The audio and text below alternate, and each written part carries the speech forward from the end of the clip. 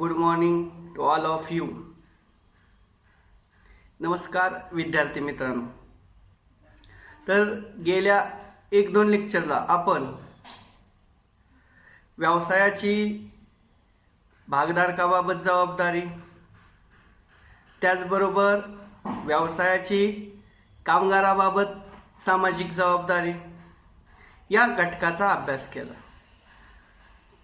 खरं पाहता तर आपण यामध्ये व्यवसायाची वेगवेगळ्या घटकाबाबत जी काही सामाजिक जबाबदारी आहे त्या घटकाचा आपण अभ्यास करतो. गेल्या 1-2 लेक्चरमध्ये आपण व्यवसायाची भागधारकाबाबत असणारी सामाजिक जबाबदारी या घटकाचा अभ्यास केला. त्यानंतर व्यवसायाची कामगाराबाबत असलेली सामाजिक जबाबदारी या घटकाचा अभ्यास केला. त्यानंतर आता आपल्याला व्यवसायाची ग्राहकाबाबत सामाजिक जबाबदारी पाहायची आहे. खरं पाहता व्यवसाय एक मध्यवर्ती संकल्पना आहे. व्यवसायाची सामाजिक जबाबदारी खऱ्या अर्थानं ग्राहक पण आहेत. म्हणजे व्यवसाय हा समाजाच्या मध्यवर्ती ठिकाणी असतो, त्यामुळे व्यवसायाचा संबंध ग्राहकाशी सुद्धा येत असतो. व्यवसायाला स्वतःचे अस्तित्व टिकवायचे असेल तर ग्राहकाभिमुख व सेवा पुरवणे आवश्यक असते. तसेच ग्राहकांना जास्तीत जास्त समाधान ठेवून त्यांच्या संख्येमध्ये वाढ करण्याचा प्रयत्न करणे गरजेचे असते. त्यासाठी व्यवसायाने ग्राहकाची असणारी जबाबदारी कुशलतेने पार पाडणे आवश्यक आहे. आता ग्राहक हा बाजारपेठेचा राजा असतो. त्या दृष्टीने ग्राहक ही मध्यवर्ती संकल्पना आहे. ग्राहकाला केंद्रबिंदू मानून व्यवसायाने ग्राहकाबाबतची सामाजिक जबाबदारी पार पाडली पाहिजे. यामध्ये व्यवसायाची ग्राहकाबाबत सामाजिक जबाबदारी पहिली ती म्हणजे काय? गुणवत्तापूर्ण वस्तूचे उत्पादन करणे. बघा, व्यवसायामध्ये आपण ज्यावेळी वस्तूचे उत्पादन करत असतो त्यावेळेस वस्तूचे उत्पादन गुणवत्तापूर्ण असले पाहिजे. ग्राहक टिकवण्यासाठी तसेच त्यांच्या संख्येमध्ये वाढ करण्यासाठी वस्तूचे उत्पादन उत्कृष्ट असणे किंवा दर्जेदार असणे महत्त्वाचे आहे. ग्राहकाचे संपूर्ण समाधान हे उत्पादनाच्या गुणवत्तेवर सामावलेले असते. भेसळयुक्त उत्पादनामुळे व्यवसायाच्या नावलौकिकामध्ये घट होत असते. त्यामुळे व्यवसायामध्ये ग्राहकांना जास्तीत जास्त समाधानी कसे करता येईल ही एक जबाबदारी व्यवसायाची असते आणि त्यासाठी दर्जेदार उत्पादन करणे व्यवसायाच्या दृष्टीने महत्त्वाचे आहे. जर दर्जेदार उत्पादन केल्यानंतर ग्राहकाचा व्यवसायाप्रती विश्वास वाढतो आणि त्यानंतर व्यवसायामध्ये ग्राहक प्रत्येक वेळेस असणारं उत्पादन त्याच व्यवसाय संस्थेकडून घेतात आणि त्यामुळे व्यवसायाचा फायदा होतो आणि त्याचबरोबर ग्राहक हे आपल्या व्यवसायाशी एकनिष्ठ राहतात. त्यासाठी कोणत्याही प्रकारची त्यांची फसवणूक होणार नाही, निकृष्ट प्रकारचा उत्पादन त्यांना मिळणार नाही हे काळजी घेऊन व्यवसायामध्ये गुणवत्तापूर्ण वस्तूचे उत्पादन करणे ही एक व्यवसायाची ग्राहकाबाबत असणारी सामाजिक जबाबदारी आहे. त्यानंतर पुढे उत्पादनाचा नियमित पुरवठा. बघा, ज्यावेळेस व्यवसायाची सुरुवात होते, व्यवसाय ही एक सतत चालणारी प्रक्रिया आहे आणि ह्या सतत चालणाऱ्या प्रक्रियेमध्ये वस्तूचं उत्पादन हे चिरंतन काळ असलं पाहिजे. वस्तूचं उत्पादन चिरंतन काळ होत असेल तर व्यवसायामध्ये सातत्य राहतं.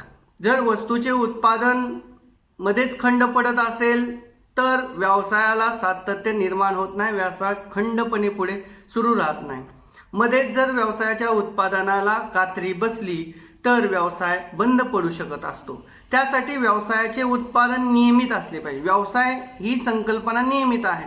बरेचसे व्यवसाय हे हंगामी व्यवसाय असतात, बरेचसे व्यवसाय हे ऋतूनुसार बदलणारे असतात, बरेचसे व्यवसाय हे हंगामानुसार बदलणारे, त्यानुसार वेळेनुसार काळानुसार उत्पादन केलं जातं. परंतु व्यवसायाचं प्रमुख वैशिष्ट्य काय आहे?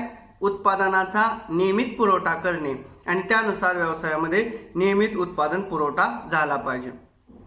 व्यवसायाने बाजारपेठेमध्ये ग्राहकाची योग्य प्रकारे वेळेवर वेगवेगळ्या प्रकारचे प्रयत्न करून सातत्याने व्यवसाय सुरू केला पाहिजे. त्यामुळे ग्राहकांना वस्तू वेळेवर मिळतील, त्यांच्या गरजा पूर्ण होतील. तसेच बाजारपेठेमध्ये वस्तूचा नियमित पुरवठा केल्यामुळे वस्तूच्या किमती सुद्धा स्थिर राहू शकतात आणि त्यामुळे व्यवसायामध्ये सातत्यता निर्माण होते. उत्पादनाचा नियमित पुरवठा ग्राहकापर्यंत जाऊ शकतो. जर नियमित वस्तूचा पुरवठा ग्राहकापर्यंत गेला नाही तर ग्राहकाची त्या व्यवसायाबद्दलची विश्वासार्हता कमी होत असते. कारण नियमित पुरवठा केल्यानंतर वस्तूची किंमत स्थिर राखण्यामध्ये व्यावसायिक किंवा उत्पादक किंवा व्यवसायाचा मालक यशस्वी होत असतो. त्यासाठी उत्पादनामध्ये सातत्यता असली पाहिजे, स्थिरता, त्यामुळे किमतीमध्ये स्थिरता येऊ शकते. उत्पादनामध्ये सातत्य नसेल तर किंमतीमध्ये चढ उतार होतात आणि किमतीमध्ये चढ उतार झाल्यानंतर ग्राहक त्या वस्तूला पसंती देऊ शकत नाही. त्यामुळे उत्पादनाचा नियमित पुरवठा करणे हे एक व्यवसायाची ग्राहकासंबंधी महत्त्वाची जबाबदारी समजली जाते. त्यानंतर शुद्ध उत्पादनाचा पुरवठा. उत्तम दर्जाच्या भेसळविरहित शुद्ध उत्पादनाचा पुरवठा करणे हे व्यवसायाची सामाजिक जबाबदारी मानली जाते. अधिक लाभ मिळवण्यासाठी भेसळयुक्त उत्पादन करू नये, त्यामुळे समाजाचे आरोग्य धोक्यात येईल. खऱ्या अर्थानं ग्राहक हा बाजारपेठाचा राजा आहे. त्याला मध्यवर्ती ठेवून त्याच्या आनंदाकडे, त्याच्या समाधानाकडे, सर्व प्रकारच्या गोष्टीकडे व्यवसायाने लक्ष दिले पाहिजे.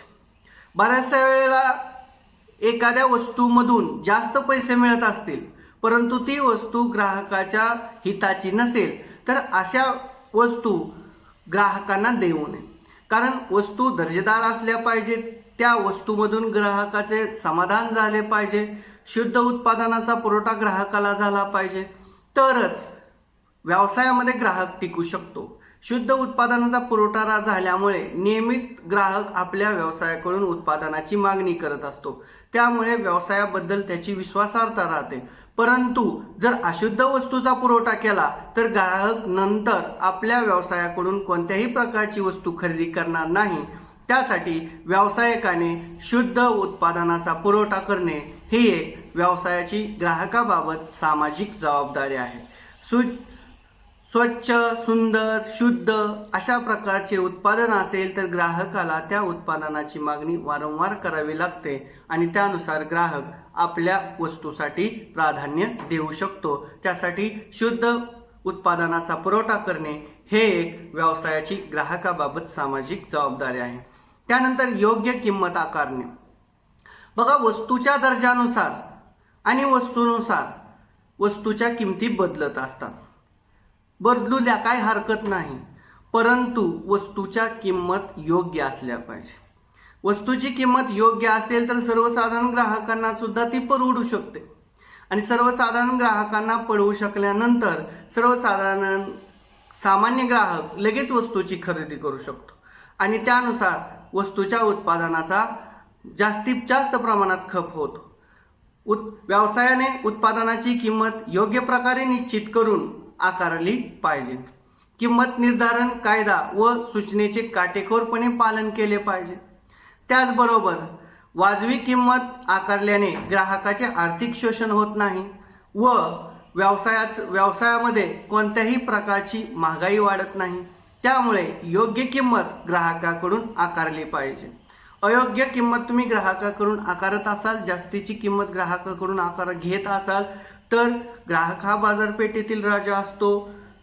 बाजारपेठ संशोधन करणे हे त्याचं कर्तव्य आहे. प्रत्येक ठिकाणाहून तो वस्तूची चौकशी करत असतो. त्याचबरोबर वस्तूचे निर्धारित घटक पाहत असतो. त्यानंतर त्याच्या निर्देशनास आलं की इतरांपेक्षा आपली वस्तू महाग आहे तर तो आपल्याकडून वस्तू खरेदी करू शकणार नाही. तो पर्यायी व्यावसायिक हुडकेल आणि त्यामुळे योग्य किंमत आकारणे हे व्यवसायाची ग्राहकाबाबत सामाजिक जबाबदारी आहे. त्यामुळे व्यावसायिकाने योग्य रास्त किंमत वस्तूनुसार वस्तूची किंमत निवडली पाहिजे तर ग्राहकांना ते अधिक सोयीस्कर ठरतं. कारण सर्वसामान्य ग्राहक वस्तू या किमतीवरून खरेदी करत असतात.